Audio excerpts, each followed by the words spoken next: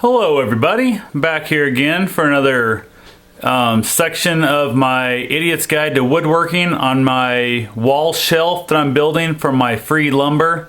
I ended up running out and buying some more paint. I didn't like the paint I had.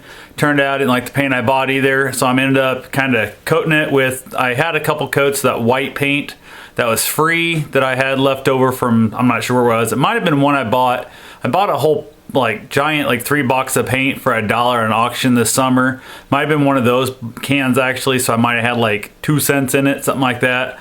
I have a yellow, it's a real awful yellow right now that I'm painting. I picked it up from the Habitat for Humanity. I spent $6 on it. They claimed it was an $18 gallon of paint, but if it was, whoever owns that 18 bucks is ripping people off like crazy, because this is an ugly yellow, which wasn't a problem, but like it just wasn't, I don't know, it's not a good paint, it's not covering well, and you got that kind of thing. So my plan is to put a couple more coats of this awful kind of mustard seed yellow on it, and then I'm going to come at it with some kind of sponge paint or something. Don't know what I'm going to do yet. I got to figure that part out still. But the one thing I wanted to show you, what I done is I actually bought some of this the patching plaster, and I used that to coat my edges of my particle board. And if you notice here real close, see how it's really badly chipped out, real gross looking?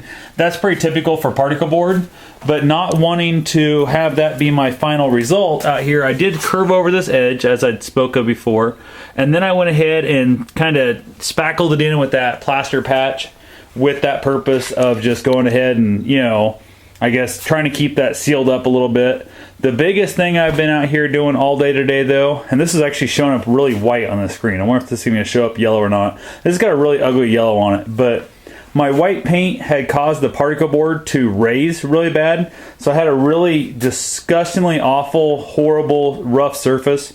So I've been out here, I bet I probably have 5 hours, I bet 4 hours in just the sanding back. So I've been sanding it all back down with my belt sander, my oscillating sander, working through the grits, trying to get it somewhat even close to something I could use. It's definitely not been fun. It's just been a giant pain in the butt the whole day. I also have realized that I most definitely need to get an actual assembly table or work table built. I've been working on this little crappy fold out table, and it's way too low, and it's really kicking my back's ass. Pretty sore in that. I'll show you some of the other boards I have over here. Just a big pile of them sitting next to the wood stove drying.